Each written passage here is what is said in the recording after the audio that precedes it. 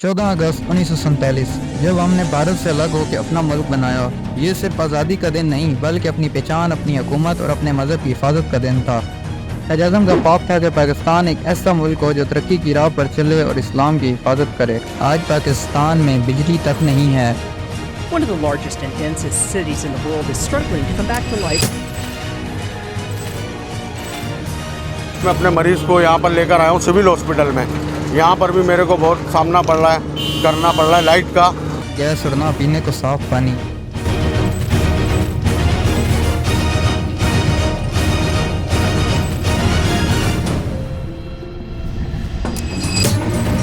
आए दिन सुनने को मिलता है पाकिस्तान डिफॉल्ट के करीब है, जबकि हालात इतने ख़राब हैं कि IMF से कर्जा ले लेके मुल्क को धक्के से चलाया जा रहा है।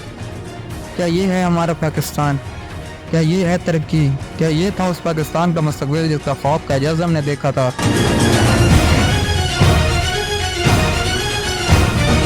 हम मॉडर्न चीज़ों से महरूम हैं और इसी वजह से हम माशरती और इक़्तिसादियत दोनों में पीछे जा रहे हैं।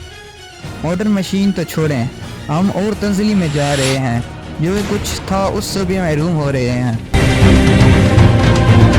जो वसाइल हमारे पास कुदरत की तरफ से दिए गए हैं उस पर भी या तो अमेरिका अपना हक जता रहा है या फिर उस पर कब्जा करके बैठा है, फिर चाहे वो तेल हो या फिर किसी किस्म की और जदीद मशीन।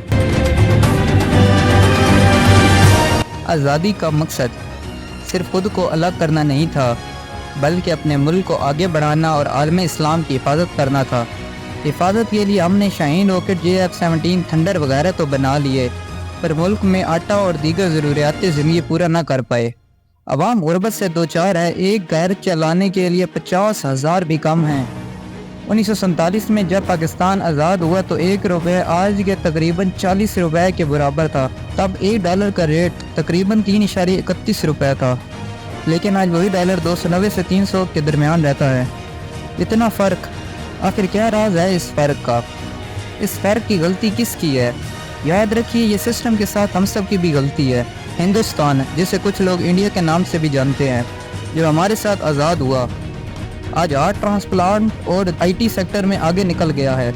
क्या वहाँ पर भी करप्शन, दंगा फसाद और PM की सीट के लिए लड़ने वाले लालची लोग नहीं हैं? यकीनन है, पर उन्होंने इस पे कंट्रोल के साथ अपने मुल्क को भी आगे बढ़ाया, ना कि दुबई में प्रॉपर्टीज़ लीं। तो यहाँ पे सवाल ये पैदा होता है कि हम गवर्नमेंट को कैसे ठीक करें। बांग्लादेश एक बेहतरीन मिसाल अपना आग लेने की, बाकी आप समझदार हैं। याद रखिए, हमने गवर्नमेंट के साथ खुद को भी ठीक करना है। जैसे सही गलत का फैसला आना चाहिए, इसके साथ जुल्म देखते ही उसके खिलाफ आवाज़ उठानी आनी चाहिए। हमें अपने हुक्मरानों से सवाल करना चाहिए।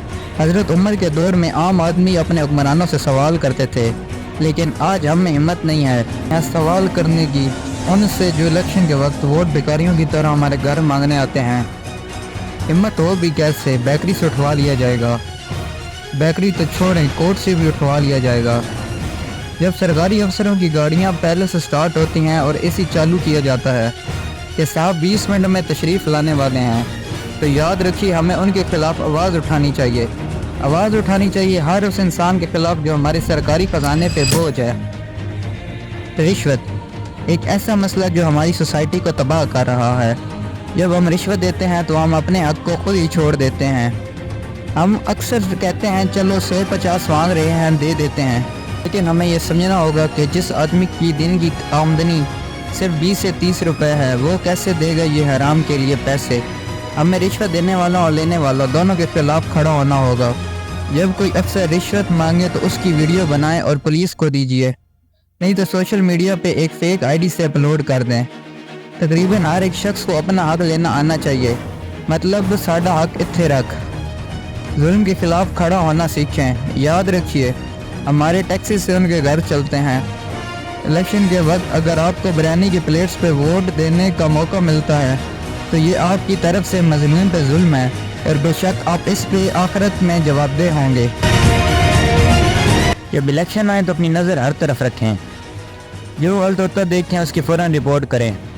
डेमोक्रेसी का मतलब है power of the people, for the people, by the people. तब्दीली का आगाज़ खुद से होता है। खुद को ठीक करने के बाद अपने आसपास जुल्म के खिलाफ आवाज़ उठाएं। इंशाअल्लाह अगली वीडियो में हम देखेंगे कि सरकार की जिम्मेदारियां क्या हैं। کیا وہ ٹھیک کر لیں تو ملک کو بھیک مانگنے کی ضرورت نہیں پڑے گی. تب تک خدا حافظ.